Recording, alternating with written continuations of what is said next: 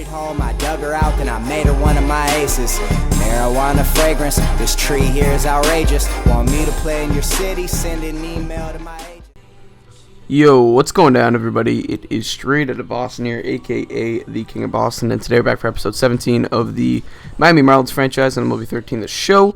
And today we're going to be doing a rematch of the 1997 World Series between the Florida Marlins back then and the Cleveland Indians. So, it should be a pretty good game, pretty evenly matched teams. We're 52 and 54, they are 54 and 41, so only a couple games different from each other, and this is going to be a very big pitcher's duel. We do have Matt Moore on the mound for us. He is our ace. We acquired him closer to the beginning of the season for a slew of prospects, and the Indians have Josh Johnson now.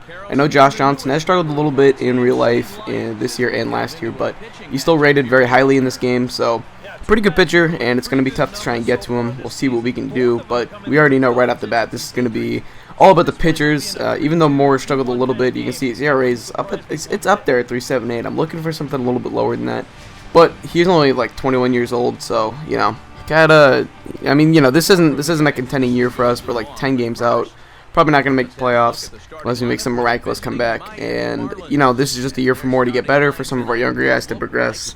And, I'm not really too concerned about it. So, you can see the lineups on your screen right now.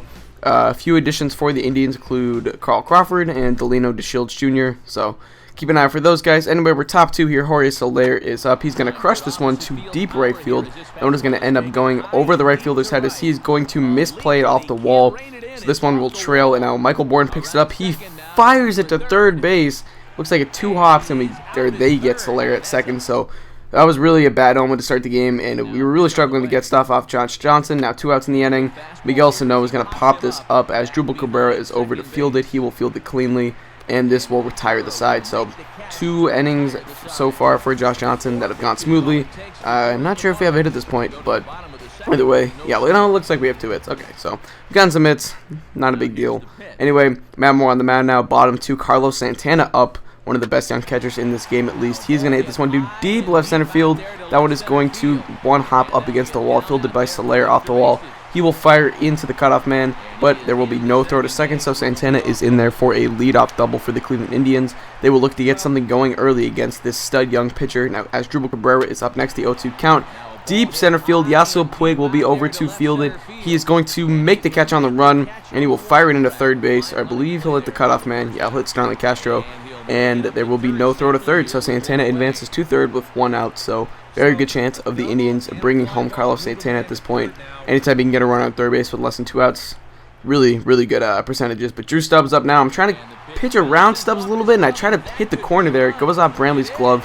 That will be a passed ball. It really wasn't a wild pitch. I was trying to spot the corner. I had Stubbs 0-2, and it just bounced off Brantley's glove, I guess. I don't know why. That sucks. But anyway, still bottom 2, Lonnie Chisenhall up right here. The 0-2 count to him. Matt Moore is going to get him swinging on the 96-mile-an-hour fastball right over the plate. So he gets out of the inning. I believe that will go down as an unearned run. So anyway, Moore has had a good start to the day. He's only allowed that 1 hit, and it should not have cost him. But either way, Carl Crawford now up with a runner on second. He will ground this to second base to fire onto first. That will retire another inning. So Matt Moore really settled down at this point, and we're kind of advancing a little bit in the game. We're past the 3rd inning. Another hit for the Marlins, another hit for the Indians. And now, bottom 5, Drew Stubbs up, the 0-2 count to him. He will take that one to deep left center field, and that is a no-doubt home run for Drew Stubbs. I guess he's not still a top prospect, but he is a player considered to have a bright future ahead of him. I believe he was involved in the Shin-Soo Choo deal. So either way, bright young player, and he's really showcasing it today with that home run. That was some good power, good pop off his bat, and kind of like his batting stance in this game. I don't know. Let me know what you guys think. Either way, so Matt Moore is still pitching well, but the offense just cannot get anything going for him. He has no run support, and this is obviously not the best offense in the world. I mean, we are the Miami Marlins, even though we're a year and a half in. We are still, I think we're right around the middle of the pack in terms of Major League offense. We're going up against an above-average pitcher, so naturally we're probably going to have a below-average day, so to say. Anyway, Donovan Solano is going to try and get things going here with a base hit up the middle for, I believe, a leadoff base hit here against Josh Johnson. So hopefully we can get something going. We have the top of our lineup. I believe Solano's our 2-way hitter today. So stand up now, the 1-0 count to him. It will be hit to deep left center field. That is going to end up getting past the diving left fielder Carl Crawford, and we're going to end up sending Solano home. Stanton's trying for third. He is going to be safe at third base, so it's an RBI triple for Giancarlo Stanton. Very impressive. So now we have another chance to get Giancarlo home, hopefully tie this game. Yeah, so Puig would be up next. He's going to pop this one up to the first baseman, Nick Swisher, over to field.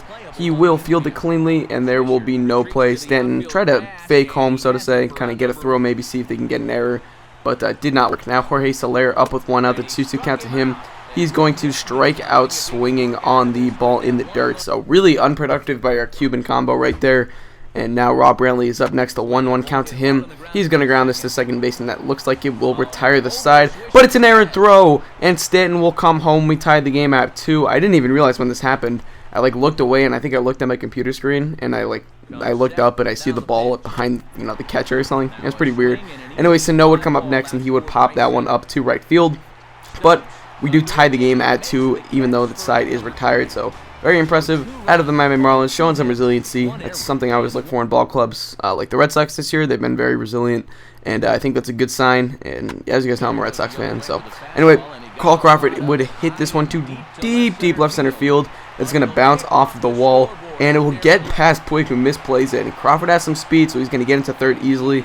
I thought he would honestly go home for a second, because I fired that one into second, and I would fire it home to prevent any attempt at it going home, because I really thought Crawford was going to try it for a sec, but there is one out. Nick Swisher up now, the 1-1 count to him.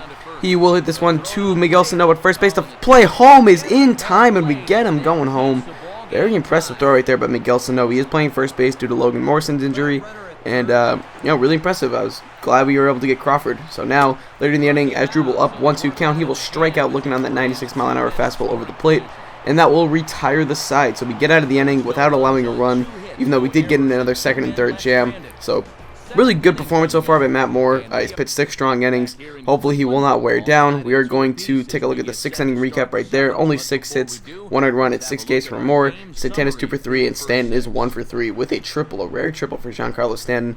Anyway, we're going to go to the bottom of the 7th here. Drew Stubbs up. I talked about him a little bit earlier. He is going to hit this one into center field for a base hit up the middle.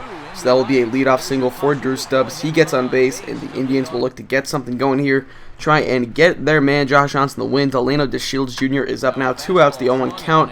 He's going to hit that one to deep left field. That is going to be played off the top of the wall by, I believe, Jorge Soler. So he will fire it to the cutoff. Actually, he's going to fire it all the way home, because I was so frustrated, and I was just like, maybe I'll get lucky and get Asdrubal coming home, but was not so lucky. So anyway, the Indians take a 3-2 lead now with DeShields still on third base. Here's Michael Bourne at the top of the lineup. He's going to strike out swinging on that 2-seam fastball inside.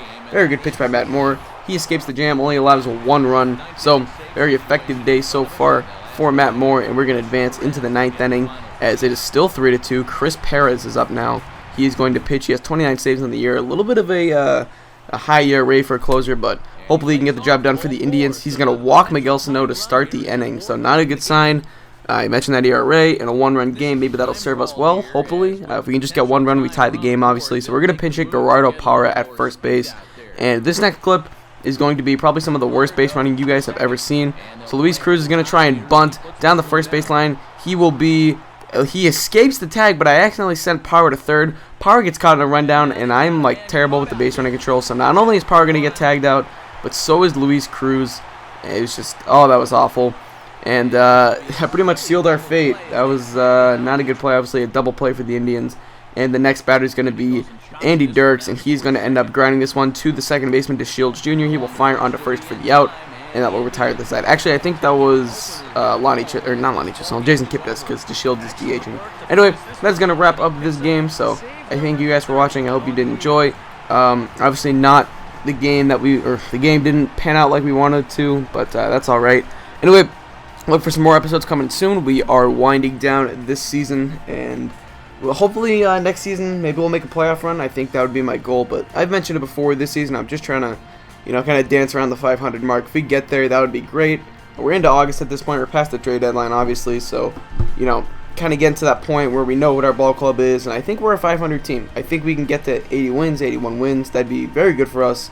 You know, we wouldn't finish in last place. Looking for 3rd or 4th place, that'd be pretty good for us, I think. So anyway, that is pretty much going to wrap it up. You can see the kind of recap right there. Vinny Pistano ends up getting the win after pitching a nice 2 innings out of the bullpen, only allowing 1 hit. So, and the player of the game is going to be, I believe, I can't quite tell. I'm thinking Drew Stubbs. I think that's Drew Stubbs. Anyway, that is going to wrap up this video, so I thank you guys for watching. I hope you did enjoy, and this is him out.